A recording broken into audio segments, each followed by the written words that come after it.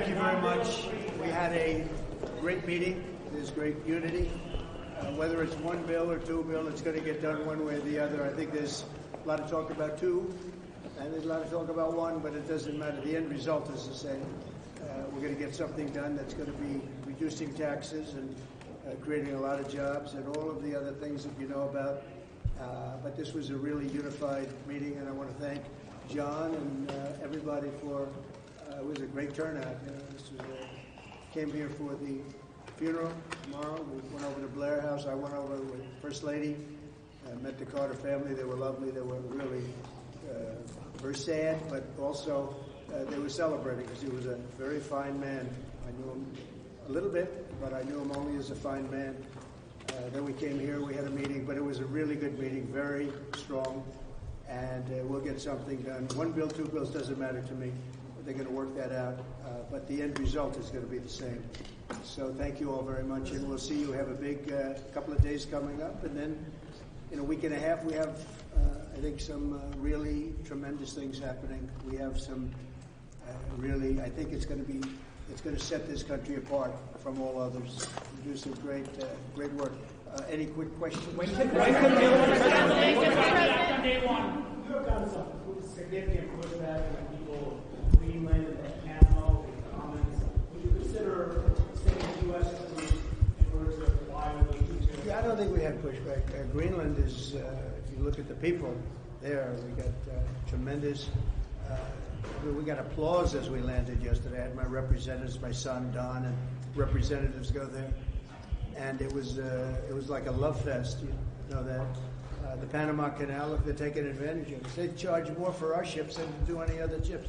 They charge more for our Navy to go through. We built it. We gave it to them for $1. In other words, we gave it to them for nothing. The most expensive structure ever built in the history of our country, relatively speaking. The most by far. We lost 38,000 people.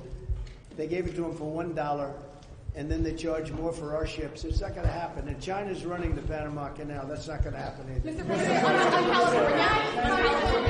on California, Mr. President, during the pandemic, you often said that you didn't believe that you should bail out blue states that you believe were being mismanaged. Given your criticism of Governor Gavin Newsom, are you willing to work with him, and do you believe that federal aid should be provided to California for as long as it takes? Well, it's very sad because I've been trying to get Gavin Newsom to allow water to come. You'd have tremendous water up there. They send it out to the Pacific because they're trying to protect a tiny little fish, which is in other areas, by the way, called a smelt.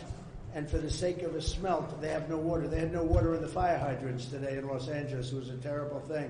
And we're going to get that done. It's going to finally be done. I got it done from the federal side, and he didn't want to sign it, but it's not going to happen again like that.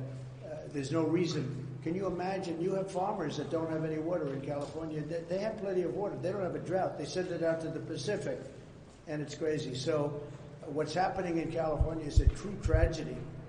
I know those areas very well. I have many friends living in those houses. That is a true tragedy. Nobody ever thought. I mean, virtually Beverly Hills and areas around Beverly Hills are being decimated. The biggest homes, some of the most valuable homes in the world are just destroyed. I don't even know. You know, you talk about a tax base. If those people leave, you're going to lose half your tax base of California. This is a true tragedy, and it's a mistake of the governor, and you could say the administration. They don't have any water. They didn't have water in the fire hydrants. They don't have water. And yet they have, the water comes from, you know where? Up north. And it comes down at levels, they give millions and millions of barrels of gallons of water that they have, and they send it out into the Pacific. For the Pacific, it's like a drop. It's nothing. But for California, it would take care of the whole state. So what's happened is a tragedy, and the governor has not done a good job. With that being said, I got along well with him when he was governor. We worked together very well, and we would work together. I guess it looks like we're going to be the one having to rebuild it. But what happened there, I don't think there's anything that I've ever seen quite like it. And the insurance companies are going to have a big problem because you're talking about big, big dollars.